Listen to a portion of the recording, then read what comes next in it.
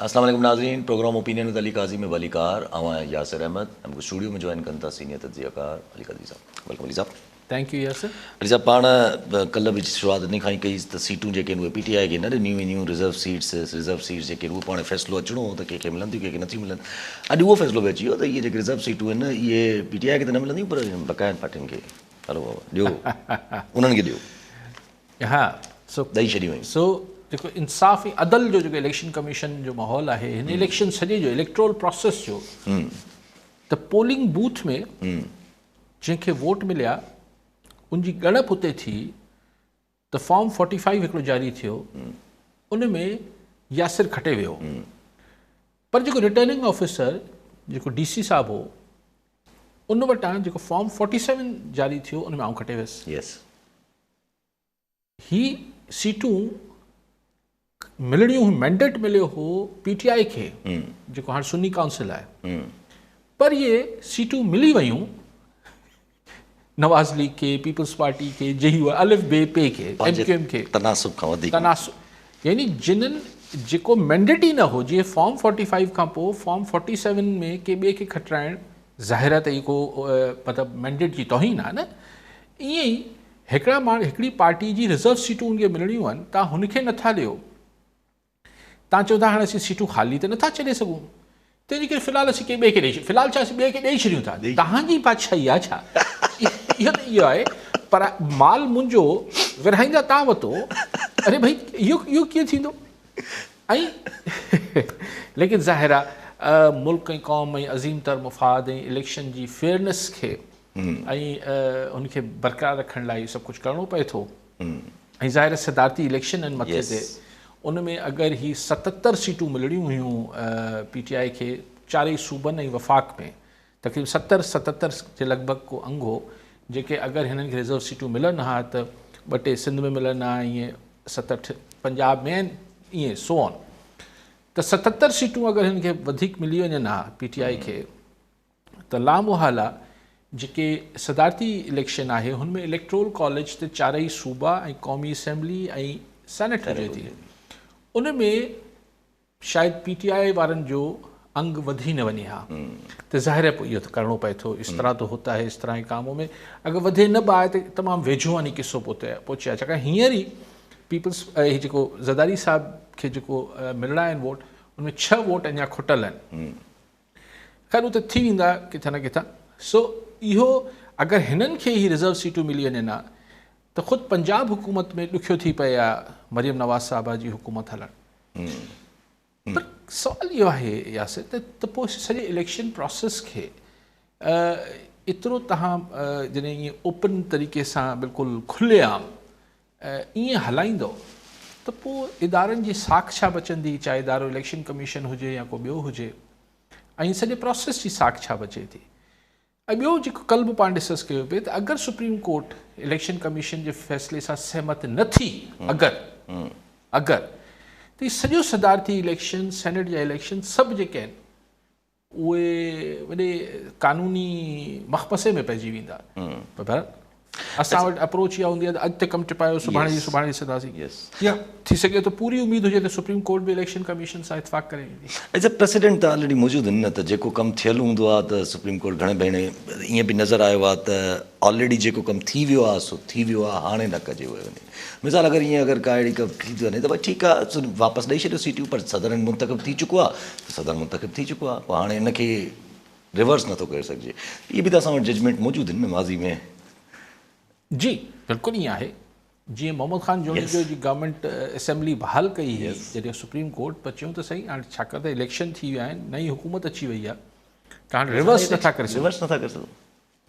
सही आहे लेकिन छा इहा ॻाल्हि अगरि PTI खे हुन 77 वोट वापसि मिली वञनि था ऐं हुननि जा इलेक्ट्रोल कॉलेज मूजिबि उन्हनि जी सीटूं वधी वञनि थियूं अॼु खां महीने खां पोइ हफ़्ते खां पोइ महीने 2 महीननि खां पोइ ऐं तेसि ताईं ऐवान सदर में ज़रदारी साहिब अची वञनि था त पोइ उहो मैंडेट कीअं जेको आहे क़ानूनी तरह छा बि चओ लेकिन डेमोक्रेटिकली जमहूरी अंदाज़ में उहो मैंडेट पोइ क्वेश्चन मार्क हेठि अची वेंदो न. अगरि सुप्रीम कोर्ट वरी अगरि जा 2-3 दफ़ा लफ़्ज़ इस्तेमालु कयां पियो बाक़ी तव्हां सुप्रीम कोर्ट जी मर्ज़ी आहे।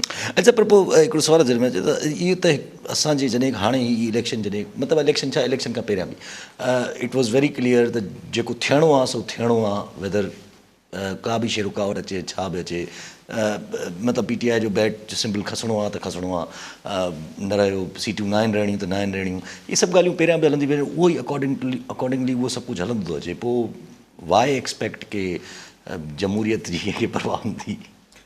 न, जमहूरियत जी परवाह जमहूरियत जे दर्द जे करे कोन्हे, दुनिया जो मसइलो आहे, दुनिया खे बि को रखिणो आहे। दुनिया त ॾिसो न, दुनिया छा हूंदी आहे, दुनिया वटि हिकिड़ो मुनाफ़िकी जा हिकिड़ा चेहरा हूंदा आहिनि। इहो कुझु सिर्फ़ु हिन पाकिस्तान जे कॉन्टेक्स्ट में नथो ॻाल्हायां। हाणे इज़राइल में मतिलबु न्यू बॉर्न बेबीज़ खे मारे पियो इज़राइल, हीउ सभु कुझु थिए पियो, त हीउ अरब अमेरिका ऐं चलो ॿिया मुल्क पंहिंजी जाइ ते, इवन एंटी अमेरिका जेके मुल्क आहिनि, चाइना, एंटी सां मुरादी आहे त जेको हिकिड़ो ॿियो ब्लॉक आहे, उहो बि को ख़ासि त स्टैंड नथा वठनि। तव्हांजा अरब भाइर जेके आहिनि, मुसलमान ब्रदरहुड, जो फ़लस्तीनियुनि सां मुसलमानी जो बि रिश्तो आहे, अरब हुजण जो बि रिश्तो आहे, किथे था कुझु हिकिड़ी असां वटि इंटरनेशनल ज़ाहिर हर मुल्क जा माण्हुनि जा पंहिंजा मफ़ादात हुजनि था। ऐं सभु अचकज़ई साहब अञा बि राब्तो रखनि था पिया, जंहिंमहिल त इस्लामी सां MQM सां रखंदा राब्तो, त पॉसिबल आहे रखनि बि या ॻाल्हाइनि बि, पर हिकिड़ो सवाल अचकज़ई साहब खे अञा बि उमेदु आहे सदर कुझु अलाए छो उमेदु रखियो वेठा आहिनि। ऐं MQM तव्हां ॾिसी वठिजो, मूं त तव्हांखे पहिरीं ॾींहं खां चवां पियो, हू भले चवनि MQM वारा त असां राति ताईं ॿुधाईंदासीं, सुबुह ताईं ॿुधाईं, कुझु बि न थींदो। MQM वारा चङे पुत्र बण के बिल्कुलु जल शल अगरि वोट करे ईंदा, मूंखे त को अहिड़ो अभाम कोन्हे। अच्छा, माना पोइ हिकिड़ी शइ त क्लियर थी वई न, त हिन वक़्तु इहा शइ हाणे वरी ज़ोरो शोर सां साम्हूं अची वई आहे त नो PTI जी। उहो अॻु में विच में हिकिड़े अरसे लाइ थोरो ईअं झटको आयो हो 8 फरवरी खां पोइ, त मतां हिकिड़े हल्कनि जो ख़्यालु त ॻाल्हाए वठिजे, लेकिन अॼु त वरी पाण ॾिठो त ISPR जी प्रेस रिलीज़ खां पोइ कोर कमांडर्स कॉन्फ्रेंस में, त उनखां पोइ त हुननि 9 मई खे जॾहिं हाणे रेफर कयो वञे थो, ॾिसो न ISPR में के पार्टी जो या हुनजो नालो न आहे, लेकिन जॾहिं तव्हां रेफर कयो था त 9 मई वारनि खे न छॾींदासीं, हुनखे यकीनी बणाइबो त हुनखे सज़ाऊं मिलनि, त 9 मई में त जेको मुलज़िम आहिनि उस को जमात इस्लामी या JUI या नवाज़ लीग या पीपल्स पार्टी जा कोन्हनि, सभिनी खे ख़बर आहे त 9 मई मीन्स PTI। त अॼु पाण खे इंस्टीट्यूशन जो ॾिसो न, कोर कमांडर्स कॉन्फ्रेंस जो मतिलबु जेको पधराई आहे उहो त मतिलबु इदारे जो फ़ैसिलो आहे न, उहो के फ़र्द जो या कंहिं हिकिड़े हल्के जो न आहे। ऐं हुनखे जॾहिं तव्हां ऑफिशियल पधराई कयो था त message is loud and clear त 9 मई ते अञा सख़्ती मतिलबु हुन ते उहो ई साॻियो सिलसिलो हलंदो, त माना पोइ PTI लाइ सुखिया ॾींहं त कोन था अचनि। लेकिन PTI रेज़िस्टेंस ॾेखारे पई। इहो ॾिसो न, गंडापुर अॼु ज़ाहिर गंडापुर खे त वञिणो ई हूंदो, लेकिन अॼु पहुतो आहे अडियाला में। ज़ाहिर त गंडापुर खे ख़ान छा जेको आहे उहो बन्नू में या पेशावर जेके प्राइमरी स्कूल जी स्कीम एजुकेशन या हेल्थ डिपार्टमेंट ते ब्रीफिंग वठण ते ख़ान खां कोन वियो हूंदो, इहो वठणु वियो हूंदो त केतिरो एग्रेसिव थियणो आहे। जी हा। ऐं मूंखे लॻे थो त ख़ान हुनखे जेका उनजी ख़ान जो स्टाइल आहे, हुन गंडापुर खे बिल्कुलु ग्रीन लाइट ॾिनी हूंदी त जेतिरो बि थी सघे थो ओतिरो करे वठो, ऐं इहा ॻाल्हि ॿाहिरि निकिरंदी ज़ाहिर आहे। ॿिए पासे जेका अॼु ठाराह पेश कयो आहे PTI त जेके माण्हू गिरफ़्तार आहिनि, पोइ हुन में ख़ान खां वठी इवन हू तूर जेको सहाफ़ी आहे या रियाज़ सुहेल, इमरान रियाज़ सॉरी, हिन सभिनी जी हुन लाइ हाणे ठाराह जो मतिलबु नेठि अॼु न सुभाणे स्पीकर ठीकु आहे हुनखे डेफर कंदो, लेकिन हू ठाराह ईंदो त सही डिबेट लाइ, त क़ौमी असेंबली वरी हिकिड़ो पराॾो थींदो, वरी जेको PTV जो जेको हुन ते PCR में प्रोग्राम कंट्रोल रूम में वेठो आहे, हुन ते वरी मतिलबु हिकिड़ी ज़िम्मेवारी हूंदी त जीअं अपोज़िशन वारा अचनि त बंदि कर, वरी खोल, वरी बंदि कर, वरी खोल। माना छाकाणि ॿी के प्राइवेट TV चैनल खे त एक्सेस न हूंदो आहे क़ौमी असेंबली जो, हुन ते एक्सेस हूंदो ई सिर्फ़ु सरकारी TV खे आहे, त उते पोइ माण्हू वेठो हूंदो आहे जेके तकड़ि में अड़े अपोज़िशन वारा बंदि कर, बंदि कर, उहो बंदि करे छॾियो। हिकु तरफ़ PTI इहो करे थी, ॿिए तरफ़ PTI थोरो घणो पंहिंजो चइजे त माना हिकिड़ो हल्को असर बि ॾेखारे थी। जेके कुझु रिटायर्ड अफ़सर हुया जेके ॿाहिरि वेठा आहिनि, जंहिंजे मथां उहो बि करे छॾियो हुयो, आर्मी जेको आहे मार्शल कोर्ट मार्शल बि डिक्लेयर कयो ॿिन्ही खे, उनखे डिसोन कयो आहे पीटीआई चयो असांजो को हिननि सां तालुक़ु न आहे। पहिरियां त माना ओन कंदा हुआ बाक़ाइदा न बाक़ाइदा ओन त पहिरीं बि न कंदा हुआ, पर उहे सपोर्टर हुया। सपोर्टर त हुआ उहो। हाणे हीअ ज़ाहिर ॾिसो न, हिननि खे हाणे पीटीआई खे पार्लिमानी सियासत जे धारे में रहणो पवंदो, छाकाणि त हाणे हिननि खे मैंडेट बि मिलियो आहे त they have to play the cards very carefully, त हू एक्सट्रीम पोज़ीशन्स न वठनि ऐं हुननि जो साथ ॾियण या हुननि खे ओन करण जो मतिलबु एक्सट्रीम पोज़ीशन ते हलियो वञिणो आहे। त मुंहिंजे ख़्याल ते पीटीआई इहो ई स्टैंड वठंदी त इंस्टीट्यूशन सां को बि इख़्तिलाफ़ न रखण बि न खपे ऐं पंहिंजी ॻाल्हि जेका पार्लिमानी ॻाल्हि आहे उहो जारी रखणु खपे। अॼु शिबली फ़राज़ साहिबु ज़ाहिर थिया आहिनि एतिरनि ॾींहंनि 9 मई खां वठी यको गायब हुया, चवनि था रुगो बसि साह खणणु रहिजी वियो, माना फ्री में खणूं पिया, बाक़ी त सभु कुझु जी बंदिश लॻी वयूं। ज़ाहिर सख़्तियूं त हिननि ॾिठियूं। मतिलबु आउं सम्झां थो त अगरि उहे त ख़ैर पीपल्स पार्टी शदीद सख़्तियूं ॾिठियूं आहिनि माज़ी में, पर वेझे माज़ी में नवाज़ लीग तमामु घणी सख़्तियूं ॾिठियूं। गुज़िरियल अगरि पाण 15-20 सालनि जो हिसाबु कढूं, बीबी जी शहादत त ऑफकोर्स, लेकिन बतौर पार्टी 15 सालनि में अगरि कंहिं सख़्तियूं झलियूं आहिनि त नवाज़ लीग डेफिनेटली उहो सख़्तियूं एज़ अ पार्टी बर्दाश्त कयूं। पर पीटीआई वारो जेको सख़्तियूं हिन जेको गुज़िरियल 2 सालनि में 3 सालनि में पाण ॾिठो आहे उहो सवायो आहे। ऐं उहो माना जेके चइबो आहे न पाण सोली सिंह जंहिं पचाए आया आहिनि, हींअर ताईं त ॾिसो अॻिते पचाए सघंदा न सघंदा, छाकाणि त अॻियां रियासत हुजे थी, हीअ सियासी कारकुन हुजनि था, लेकिन बहरहाल पीटीआई हिन सॼे फेज़ में हीअ जेको पचाए आया आहिनि, हीअ जेको शिबली फ़राज़ आहिनि, हीअ जेके हाणे हीअ हिकिड़ा प्रॉपर पॉलिटिकल हिननि जी जेका ग्रूमिंग बि त आहे न। जी हा, जी हा, बदकिस्मती सां असांजे टीं दुनिया जे मुल्कनि में चयो वेंदो आहे त साईं हीअ जेको आहे जेल जेको आहे उहो सियासी कारकुन खे कुंदन करे छॾींदो आहे, यानी कि थियणु न खपे। छो जेल वञणु ज़रूरी आहे हिकिड़ी सुठी सियासत करण लाइ, लेकिन असां वटि ईअं आहे त हीअ जेके माण्हू हुआ हाणे हिकिड़े शामूद कुरैशी एतिरी डिघी जेल त हिन करे सॼे सियासी कैरियर में न काटी हूंदी, ख़ुदि ख़ान एतिरी जेल न काटी हूंदी, हीअ जेके रूपोश रहिया जेलनि में विया हिन जा कारकुन हेठि, लेकिन तरबियत त थिए पई न हुननि जी।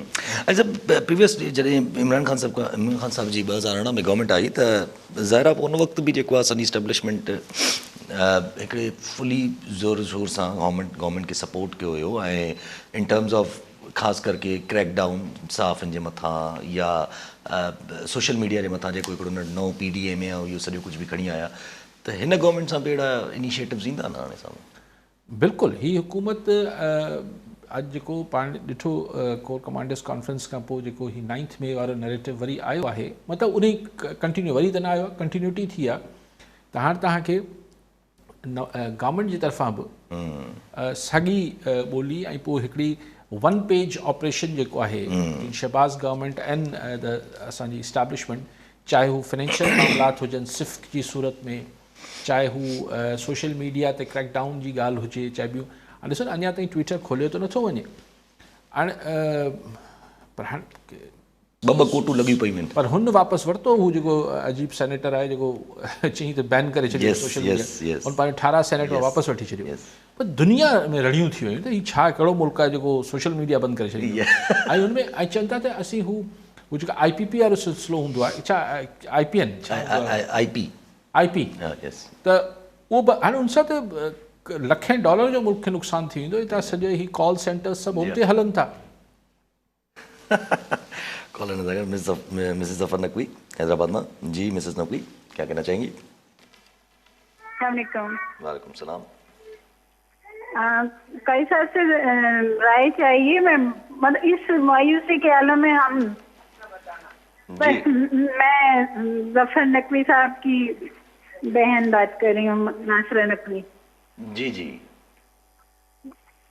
मुझे नहीं समझ आता कि अब हमें बिल्कुल मायूस हो जाना चाहिए नहीं, किसे वकील करें, किससे मुंसफी चाहें,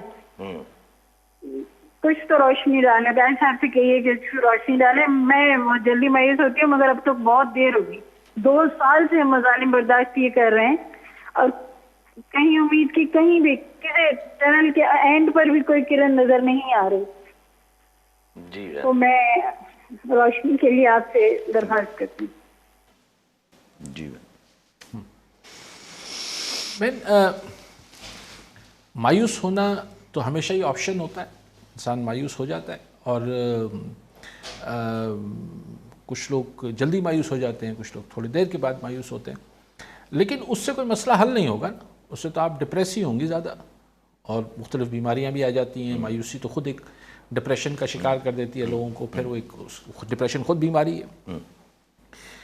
आप इसका एक और रुख देखें, वैसे तो ख्याल ऐसा नहीं, अगर और ये सोचें कि आप मायूस किस बात पे हो रही हैं। अगर आप एक नुक्ते के बारे में हो रही हैं कि जी खान रिलेटेड अगर ये मायूसी है, पीटीआई रिलेटेड मायूसी है, तो ये तो एक पार्टी से रिलेटेड मायूसी है। हाँ, वो एक उसमें भी एक उसका एक पॉजिटिव रुख भी है, मैं उस पर आता हूँ।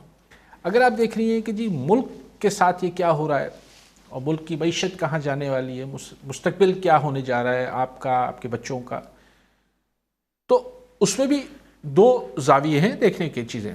एक तो देखें कि जो ख़ुद अगर आप सिर्फ पीटीआई से एक हमदर्दी रखती हैं और ख़ान से रिलेटेड बात करें, तो देखिए ना 8 जनवरी को आप सिर्फ आप कैसे मायूस होती हैं।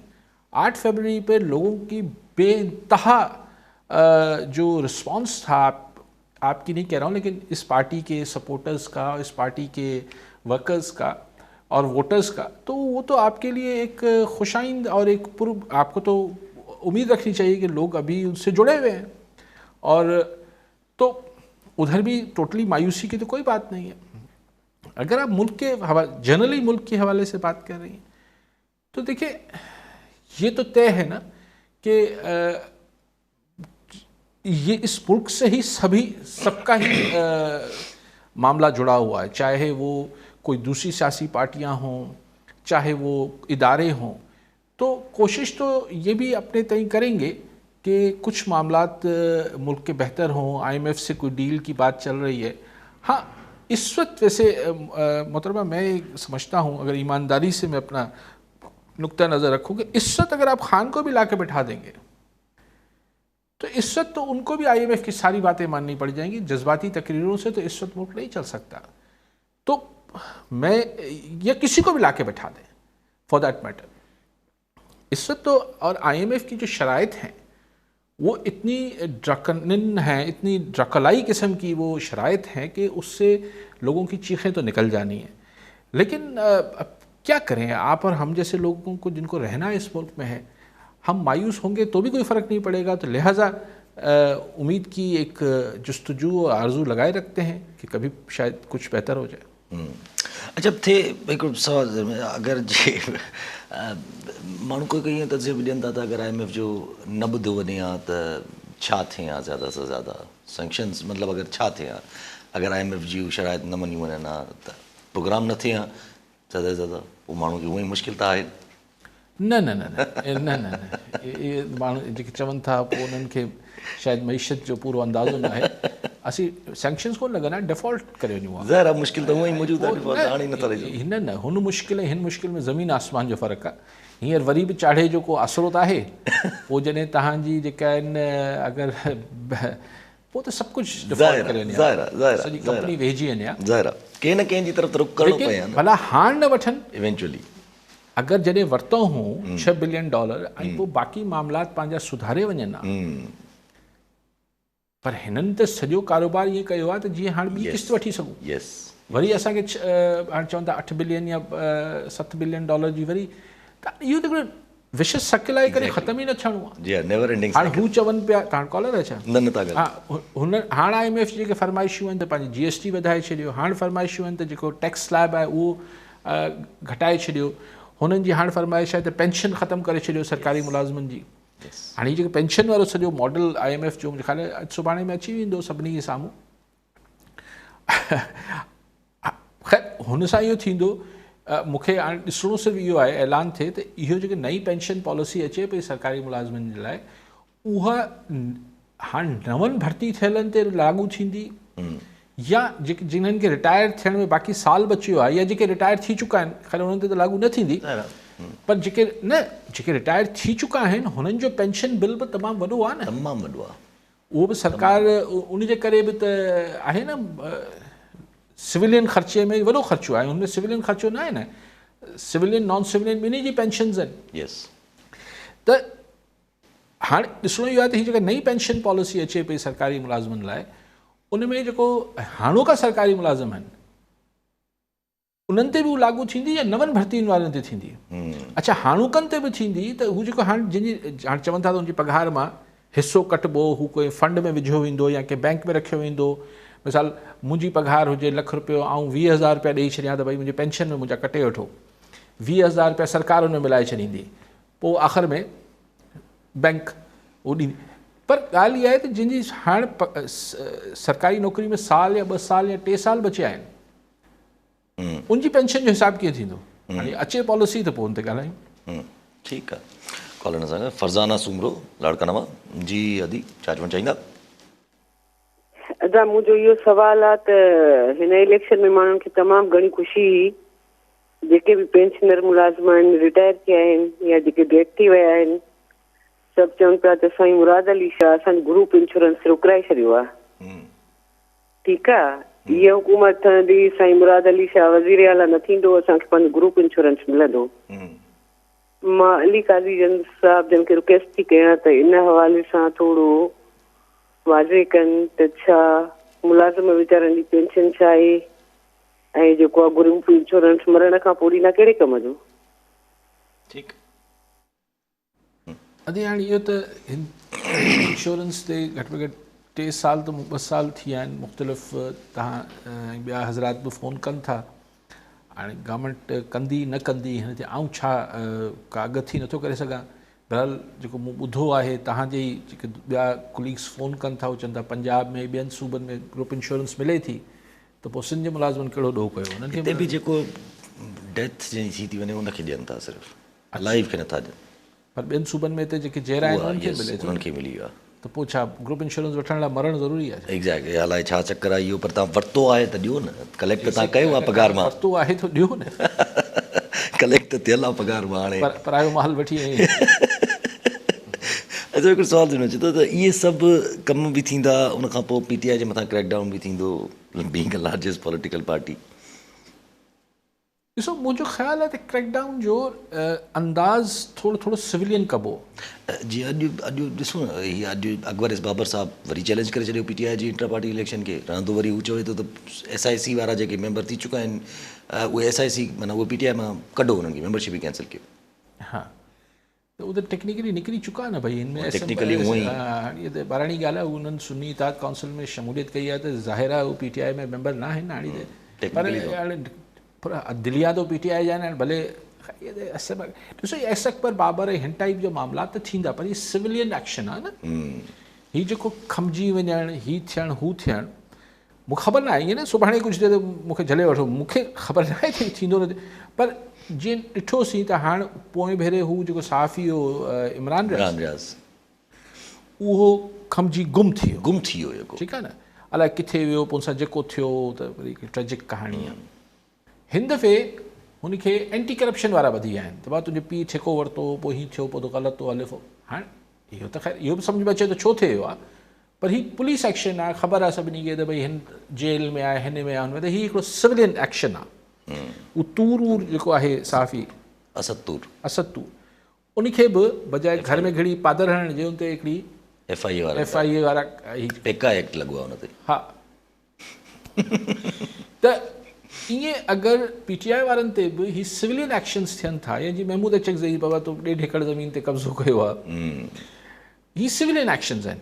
इहे तव्हां पंहिंजे पॉलिटिकल मुखालफ़नि ते हर दौर में ही जेके पार्टियूं हींअर इक़्तिदार में आहिनि, हिकु ॿिए ते कंदियूं रहियूं आहिनि, पर हू मामिलो थोरो सवायो थी वञे थो। हाणे मूंखे ख़बर न आहे त अॻिते हिननि सां ओड़ो ई 8 फरवरी खां अॻु वारो वर्ताव थींदो, यानी खमिजी वञनि, गुम थी वञनि, हीअ थियणु, हू थियणु, या हिन दफ़े इहो सिविलियन इदारनि खे हवाले कयो वेंदो त हू कमु जारी रखनि। मतिलबु पर पोइ कॉन्स्टेंटली हैरेसमेंट त हलंदी रहंदी न, हू बि घटि न पिया कनि न, हू बि त ॾिसो न। इट्स आउं तव्हां सां जिथे तव्हां इशारो कयो पिया, आउं तव्हां सां इतफ़ाक़ कयां थो त इहो कीअं मुमकिन आहे। उहो पुराणो गानो पाकिस्तानी फिल्म के जंग भी हो और अमन भी रहे, क्या ये मुमकिन है? त हाणे जिथे झड़ो हलंदो आहे उते अमन न हूंदो आहे, ऐं जिथे अमन न हूंदो आहे, पीस या ठापुर न हूंदो आहे, उते सुठी प्लानिंग ऐं उनजी एग्ज़ीक्यूशन न थींदी आहे। त अगरि मुल्क में हिकिड़ी पॉलिटिकल, ॾिसो हिकिड़ी सियासी शोरश हूंदी आहे, हिकिड़ी जमहूरी अंदाज़ में, ऐं हुनजी मुखालफ़त बि थींदी आहे जमहूरी अंदाज़ में, जे कई जमहूरी मुल्कनि में थींदो रहियो आहे ऐं थींदो आहे अॼु बि। त मुखालफ़तूं बि थींदियूं आहिनि, जलसा जुलूस बि थींदा आहिनि, पर उनमें हुन मां इहो तासुर न उभरंदो आहे त हीउ मुल्क में का बेयकीनी वारी सूरत हाल आहे। असां वटि बि अगरि एतिरो ई मामिलो कनि, असेंबली में गोड़ घमसान कनि, कॾहिं वॉकआउट आहे, कॾहिं कोई जलसो आहे, कोई जुलूस आहे, अलिफ आहे, हल्की फुल्की हू बि थपाथपी सरकार बि करे थी, त इहो त ठीकु आहे। पर अगरि हिन खां वधियो किसो, गिरफ़्तारियूं वग़ैरह इहे सभु कुझु, हिन खां उहे पोइ ज़ाहिर आहे हिकिड़ी बेचैनी वधंदी। कॉलर सां गॾु अहमद अली मलिक कोटकी मां। जी मलिक साहब, छा चवणु चाहींदा? सर अस्सलाम वालेकुम सर। वालेकुम सलाम। सर हमारे पास सर डिस्ट्रिक्ट घोटकी में क्या पूरे सिंध में गैस का इशू है, और गैस भी हमारे सिंध की पैदावार है। एक गरीब आवाम के पास एक हिला वसीला गैस का ही था जो 400-500 रुपए उसके गैस का बिल करता था। अब इस पे टैक्स इतने लागू कर दिए गए हैं, तो एक गरीब आवाम के पास, एक गरीब बंदे के पास जो बिल आ रहा है तकरीबन 14 से 15,000 12,000 बिल आ रहा है। अभी रोजमर्रा जिंदगी में वो उसकी जो दिहाड़ी है वो है तकरीबन 500-800 रुपए ना। वो गरीब बंदा गैस का बिल पेड करे या दूसरे मसले मसाइल से मुंह दे। हालांकि ये इस पे टैक्स इतने लागू हो गए, कोई इस पे मना बात करने वाला, कोई इसकी आवाज उठाने वाला कोई नहीं। मेरे काजी साहब से रिक्वेस्ट है इसके लिए कोई आवाज भी उठाएं, और तो इसके लिए कोई मना हमें को मुताला करें। ठीक मलिक साहब, सिर्फ गैस नहीं, बिजली भी उतनी महंगी हो गई है, दूसरी खाने पीने की अशिया, दवाइयाँ, सब चीज़ें, पढ़ाई, तालीम, हर चीज़, पेट्रोल महंगा हो गया। तो किस चीज़ पर रोएं और किस चीज़ पे ना रोएं? ज़ाहिर है वो जो 500 रुपये या 800 रुपये दिहाड़ी वाला आप फरमा रहे हैं कि रोज़ाना की उजरत पे काम करने वाला, वो सिर्फ गैस नहीं जलाता है, उस घर में कोई एक पंखा और एक बल्ब तो होगा। ऐसे ही उसके पास कोई छोटी मोटी मोटरसाइकिल होगी, तो पेट्रोल, बिजली, सब चीज़ों पर ही, दाल रोटी तो खाता होगा। तो हर चीज़ महंगी हो गई, इस सिर्फ गैस पे क्या मुताला करें और क्या सोचें? ज़ाहिर है पूरो असर तो पियो आहे न हेॾो सारो। हिकिड़ो सुवालु ज़ाहिर आहे, अगरि जे पोइतां हटिणो आहे PTI खे, त PTI त ज़ाहिर आहे पोइ जॾहिं पोइते हटे त माना उहो 9 मई वारे ऑपरेशन या 9 मई वारी शइ खे एक्सेप्ट करे ऐं पंहिंजे माण्हुनि खे ज़ाहिर चए त बाबा ठीकु आहे, छो जो उहो हुननि जो ट्रायल, मिलिट्री ट्रायल तो हले पियो, जेके PTI जा पाण माण्हू ऐं रहंदो PTI त हुनखे न फॉल्स फ्लैग ऑपरेशन थी चवे, त हू त मने ई कोन थी न। त उहो मञी वठे त पोइ त पंहिंजे माण्हुनि खां डिसोन करे छॾे, ऐं पंहिंजे माण्हुनि में ख़ुदि ख़ान शामिल आहे जेको हुननि जी पार्टी जो सरबराह आहे। त तव्हां इहा फरमाइश कहिड़ी पिया कयो? जेके मास्टर माइंड चयो, तव्हांजी फरमाइश थोरी माशूमाणी न आहे त पोइ ॿी को तरीक़ो अगरि पोइ तरीक़ो अरे यार कमाल था कयो। असां वटि जॾहिं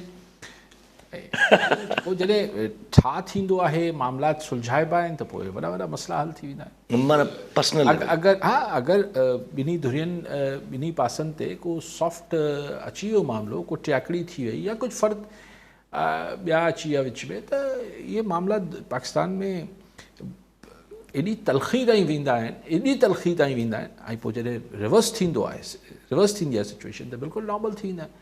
हाणे ॻाल्हि इहा आहे त जेको कुझु नवाज़ शरीफ़ ऐं मतिलबु पीपल्स पार्टी जी लीडरशिप सां ख़ान खां मतिलबु ख़ुदि नवाज़ शरीफ़ जे आख़िरी दौर में ही जेको पनामा वारो मामिलो हो, ऐं ख़ान जे शुरूआती 2-2.5 सालनि में जेके जुठूं थियूं, त ख़ान पे कयूं छा, या अकेले ख़ान जे वस में हो छा? ज़ाहिर बाजवा साहब, त बाजवा साहब पोइ ठहियो त अहिड़ो ठहियो जो ख़ान खे फ़ारिग करे मियाँ साहब खे आणे छॾियो। त जेको हीअ छा थियो आहे, मियाँ नवाज़ शरीफ़ खे हथ न मिलायो, शहबाज शरीफ़, इहो छा हो? इहे बड़े सोशल मीडिया जी ख़बरूं आहे। बेसिक न उहो वीडियो आहे हिकिड़ी, हुन में हू ख्वाजा आसिफ़ सां मिलणु शुरू थी विया आहिनि, त हुन नवाज़ शरीफ़ साहब खे ॾिठो ई न आहे, त उहो हथु जेको आहे उहो नवाज़ शरीफ़ साहब जेको ईअं बीठो आहे, माना हुन ते उन ते मिड़ई वियसि ॾेखारियो थो त हुन ते हथु। अच्छा ज़ाहिर आहे 9 मई ते वॾो सेंसिटिव टॉपिक आहे। अॼु KP के गवर्नमेंट CM आहिनि, उहे चवनि था असां पंहिंजी इन्वेस्टिगेशन कराईंदासीं, त इहो बि त हिकिड़ो नयो एंगल निकिरंदो न हिन मां। जुडिशियल इंक्वायरी जी ॻाल्हि थिए पई न, जुडिशियल इंक्वायरी त करे थो, पर हू चए थो असां पंहिंजी KP कर सरकार बि इंक्वायरी कराईंदी। उहो लाहौर ऐं इस्लामाबाद मां जेको कुझु थियो GHQ ते या कोर कमांडर हाउस ते, उहो KP जी हुकूमत कीअं इंक्वायरी करे, त सम्झ न आयो मूंखे ॻाल्हि। बाक़ी जुडिशियल इंक्वायरी जी ॻाल्हि आहे, जुडिशियल इंक्वायरी भले कराए वठनि। डिमांड त अची वई आहे, बिलावल साहब बि कल्ह डिमांड कई त इन ॻाल्हि ते ठहणु खपे। जी हा ठाहियो लख पता जाएगा। ॾिसो हथ खां ॿाहिरि आहे। ॻाल्हि इहा आहे त ही अक्सर ॻाल्हि थिए थी, ही सेटअप आहे, पोइ सेटअप कीअं हलंदो, पोइ केतिरो अरसो हलंदो, त जीअं पाण कल्ह बि डिस्कस कयो पिए त हिन सिस्टम हिन सेटअप जा जेके नेचुरल फॉल्ट लाइन्स आहिनि उहे बिल्कुलु पधरे पट आहिनि। जीअं दुनिया में सभिनी खे ख़बर आहे माहिरीन खे त दुनिया जी जेके प्लेट्स आहिनि उहे किथे किथे फॉल्ट लाइन आहे, उन्हनि खे ख़बर आहे त पाकिस्तान में हिते हुते जिथे जिथे आहिनि उहे फॉल्ट लाइन्स, जापान वग़ैरह, पर इहा गति केरु नथो करे सघे त ही केॾी महिल मूव कंदियूं ऐं हुनजो एपीसेंटर छा हूंदो, हुनजो शिदत केतिरी हूंदी। त हिन सिस्टम जी बि ही जेके सभु मामलात आहिनि इहे हिनजी फॉल्ट लाइन्स आहिनि, पर ही केॾी महिल रगड़ खाईंदी, केॾी महिल प्लेट्स लुॾंदियूं, इन जी अॻु थी करणु मुमकिन न आहे त को चए थो 6 महीना, को चए थो साल, को चए थो 2 साल, गॉड नोस। बट ही ईअं जे फॉल्ट लाइन्स ते ही सिस्टम ठहियलु आहे, इन ते बसि अलाह करे त हले। कॉल सां गॾु इमाम ॾिनो मला नारोमा। जी मला साहब छा चवणु चाहींदा? सर अस्सलाम वालेकुम। वालेकुम सलाम। सर असां अॻु बि तव्हांखे अर्ज़ु कयोसीं त असां यूईपी सपोर्टेड टीचर आहियूं 7-8 तक़रीबन माना 3 ज़िलनि में, घोटकी, सखर ऐं खैरपुर में 14 महीननि जूं पघारूं रुकियूं पियूं आहिनि थियूं। डीसी साहब सही न पियो करे, चेक ते CSR फंड बि आयल आहे, 2 करोड़ पिया बि आहिनि, त असांजी 14-15 हज़ार पघार पर मंथ आहे, उहा ज़रा कीअं थींदो? जी ठीकु से हाणे डिप्टी कमिश्नर कहिड़ो खैरपुर हलंदो अलाए सांगड़, बहरहाल जेको बि DC साहब आहिनि, मुंहिंजे ख़्याल नारो आहे त खैरपुर हूंदो। हा त नारे जा ही ॿिन्ही पासनि ते लॻे थो। जेको DC साहब आहे गुज़ारिश असीं बि हथबंदी तव्हांजे पारां करे सघूं था त तव्हां थोरी ज़हमत कयो, चेक ते साइन करे छॾियो। असां वटि उन चेक ते घटि साइन थींदा आहिनि मला साहब, जंहिंमां कमीशन न मिलणी, जंहिंमां कुझु न अचिणो। हा बसि हाणे उमेदु कयूं त ही ख़ुदा करणी बि को चेक साइन थी वेंदो। अच्छा, सिंध सरकार वॾो फ़ैसिलो, पहिरियों फ़ैसिलो ही 25,000 नौकरियूं पुलिस में ॾियण जो करे छॾियो आहे।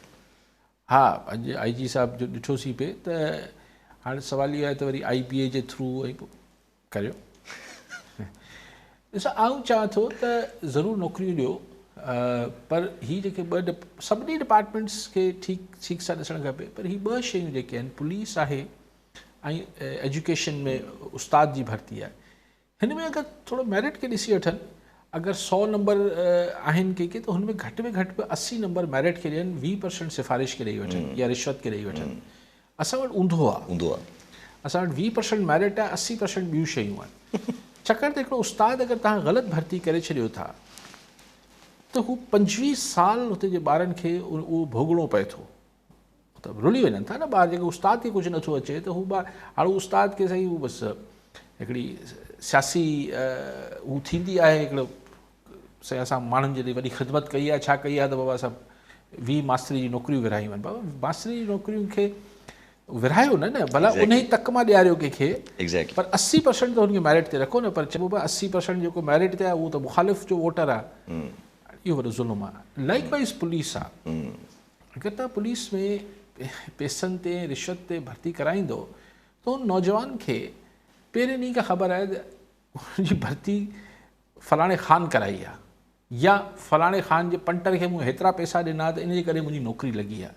त उहो सिपाही या ASI जेको भर्ती हाणे जिथे बि थींदी, त हुनजी त पहिरें ॾींहं खां सॼी ओरिएंटेशन या अप्रोच छा आहे, पोइ हुनखे ही जेके तव्हांजा ट्रेनिंग स्कूल कॉलेजिस आहिनि, पुलिस ट्रेनिंग सेंटर्स जेके आहिनि, इहे ख़ुदि हिकिड़े ट्रेन कनि था हिकिड़े पुलिस में नई भर्ती वारे खे त कीअं रिश्वत ॾेई तव्हां पंहिंजी ट्रेनिंग में जेको आहे सवलाई करे सघो था। त इहे 2 खाता अगरि थोरो मेरिट करे वठनि त महिरबानी थींदी। बाक़ी सुठी ॻाल्हि आहे, अगरि नौकरियूं मिलनि त सुठी ॻाल्हि आहे, लेकिन 25,000 वॾो अंग आहे। ॾिसूं हाणे छा थो थिए, छा नथो। मोहसिन नक़वी साहब, अॼु ज़ाहिर आहे इम्पोर्टेंट तव्हां आहिनि, ज़रदारी साहब जी शहबाज शरीफ़ साहब जी मुलाक़ात थी आहे, जंहिंमें मोहसिन नक़वी साहब वेठा हुया बाक़ाइदा, जॾहिं ॿिन्ही जी मुलाक़ात हली पई, पर मोहसिन नक़वी साहब जी अपॉइंटमेंट त चैलेंज थी वई आहे। हा हा चैलेंज थी आहे त ॾिसी वठो, असां वटि इहे शयूं ॾिसी वठियूं आहिनि। मोहसिन नक़वी साहिबु हाणे पंहिंजे पाण खे क्वालिफाई करे विया आहिनि त हू बि हाणे कंहिं बि वक़्तु हीअ हिकिड़ा ॿिया अब्दुल क़ुद्दूस आहिनि या सादिक संजराणी आहिनि, हीअ पंजाब मां हिकिड़ा एसेट आहिनि जेके केॾी महिल बि कमु अची सघनि था। उन ई खाते में हुननि खे इहे क्रिकेट बोर्ड जी चेयरमैनी जेको आहे एज़ाज़ तौरु ॾिनी वई। हाणे असांजी क्रिकेट जो बि हाल अहिड़ो आहे जेको मतिलबु जहिड़ो हॉकी जो हाल कयो अथनि, हीअ जीअं तेज़ी सां क्रिकेट जो हशर बुरो कयो पियो वञे। बसि पोइ ईअं ई शयूं हलंदियूं न जेके असां वटि हलनि थियूं पियूं। ईअं ई सवाल थो अचे ज़हन में त मतिलबु हिकिड़ो पोइ कीअं न माण्हू सोचे या जेको बि जीअं सवाल आहे त मायूसी जो एलिमेंट ज़ाहिर डीपन थींदो न? सर ॻाल्हि इहा आहे त मायूसी त कुफर आहे न सर, असांखे त पुरुमीद रहणो आहे। मायूस त थी छा भला हासिलु छा थींदो? माण्हू ते हाणे हिते पाण वरी ॿी डिस्कशन में हलिया वेंदासीं त माण्हू ते कई फेज़िस लाइफ में ईंदा आहिनि त बतौर फ़र्द, बतौर कुटुंब, बतौर सोसाइटी माण्हुनि ते हिकिड़ी अहिड़ा हालात पैदा थी वेंदा आहिनि जिथे अॻियां कुझु सोझरो नज़र न अची रहियो हूंदो आहे, को रोशनी जो किरणो न हूंदो आहे। But then the concept of hope जंहिंखे ऐं पाण अगरि उनखे रिलीजियस हुन में चऊं त हीअ जेका तवक्कुल जो आहे, तवक्कुल आहे त भई मालिक चङी कंदो, त उहो माण्हू खे ईमान ॾिए थो न, हौसलो ॾिए थो त यार इहो अगरि पाण प्योर उनखे हुन स्पिरिचुअल सेंस में वठूं त तवक्कुल आहे न जेको माण्हू खे हलाए थी।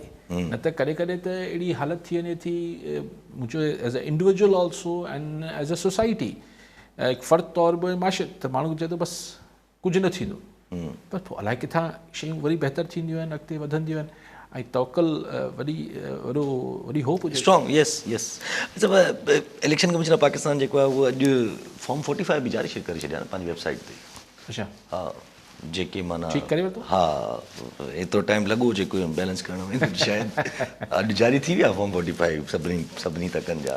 त ॾिसो मुंहिंजो कुझु न वञे, पंहिंजो छा वञे इलेक्शन, ही कटे आया हू कटे आया, लेकिन ॻाल्हि इहा आहे त election commission of Pakistan Hind सदाईं हिकिड़ो अहिड़ो ई इदारो रहियो आहे जंहिंसां को माण्हुनि खे उमेद न हूंदी आहे, सदाईं। हिन दफ़े ख़ासि न पियो थिए, लेकिन एतिरी तकरारी, एतिरी एक्सपोज्ड इलेक्शन कमीशन घटि में घटि मुंहिंजी यादगिरी में नथी अचे। ईअं चइबो हो त हीअ आर ओ इलेक्शन्स आहिनि, हिकिड़े ज़माने में जुडिशरी अची आर ओज़ थिया, सेशन जजिस, त उनमें मोहतरमा जे दौर में चयो वियो त आर ओ इलेक्शन्स आहिनि। ईअं चइबो हो चमक जो कमाल आहे, अलिफ आहे, बे आहे, पर हींअर जंहिं तरीक़े सां इलेक्शन कमीशन हिकिड़ी इलेक्शन खां प्री इलेक्शन बि, इलेक्शन वारे ॾींहं ते बि, पोस्ट इलेक्शन जीअं एक्सपोज थी आहे, इहो मतिलबु हिन इदारे जी उहा ई का साख न हुई टू बी ऑनेस्ट। लेकिन हाणे त ऐं स्पेशली ही अच्छा पोइ माण्हू थींदो आहे त यार भला हाणे थी वियो, हाणे भला छॾिजे के ॿिए लाइ छॾिजे न। हू जीअं हू ब्यूरो जो केरु चेयरमैन रिटायर्ड जज हूंदो, जावेद इक़बाल, यस, त मतिलबु मोह जी पकाई आख़िर ताईं वेठो रहियो। हाणे छा कजे, मोह जी पकाई जो कुझु नथा करे सघूं। हिन सिस्टम खे जीअं 2018 में जॾहिं सिस्टम आयो इहो पूरो सिलेक्शन वारो सभु कुझु, त चयो वेंदो त अगरि जे सिस्टम खे मनता मिली वई त that will be endorsed for a longer time, पर न मिली। हिन सिस्टम खे मिली वेंदी 2012 खे 18 में त उन महिल त ॾिसो again it was a understanding between few individuals. Yes, असां वटि मसइलो इहो हूंदो आहे त असां वटि जेके हुकूमती फ़ैसिला, हुकूमती कार वहिंवार हलाइण जा मामलात, उहो कुझु individuals J whims and wishes ते हलंदो आहे। कुझु फ़र्द हूंदा आहिनि मुख़्तलिफ़ जॻहियुनि ते वेठा, उहो पाण में अगरि ठही वञनि वाह वाह, न ठहनि क्राइसिस, पोइ हुन में जेको सघारो हूंदो आहे ॿिए खे पट करे छॾींदो आहे। कंहिं ज़माने में हुनमें सदर जो बि हिकिड़ो इंडिविजुअल किरदारु हूंदो हो, 58(2)B ज़माने में, उहो सदर न रहियो। त हुन 2018 में बि it was Khan and Bajwa and Faiz Hamid and he सभु, ऐं हिकिड़ा चीफ जस्टिस हुन दौर जा, त उहे इंडिविजुअल्स जेसि ताईं प्लेट्स उन्हनि जी गॾियल हुयूं, मतिलबु को त सिलसिलो आयो ई कोन पियो। हींअर बि ॻाल्हि इहा आहे त ऐं उहो प्लान त हो, हुनमें डॉक्ट्रीन ऑफ कंटिन्यूटी आई, त नज़रिया तसलसल, त हीअ 10 साल हलंदा ख़ान वारा, पोइ बाजा ईंदो, पोइ फैज़ ईंदो, पोइ अलिफ थींदो, पोइ बे थींदो, न थियो। हींअर बि ही भले केतिरी प्लानिंग करे वठनि, अगरि खान वारे सेटअप में बि 2018 वारे में बि फॉल्ट लाइन्स हुयूं, हींअर बि फॉल्ट लाइन्स आहिनि, पर ॾिसूं त ज़िलज़िलो अचे करे थो। जी ठीकु आहे साहब, वरी महिरबानी साहब। नाज़रीन, अॼु जे प्रोग्राम जो पूरो थियो, वरी मिलाईंदे प्रोग्राम में, दुआ में।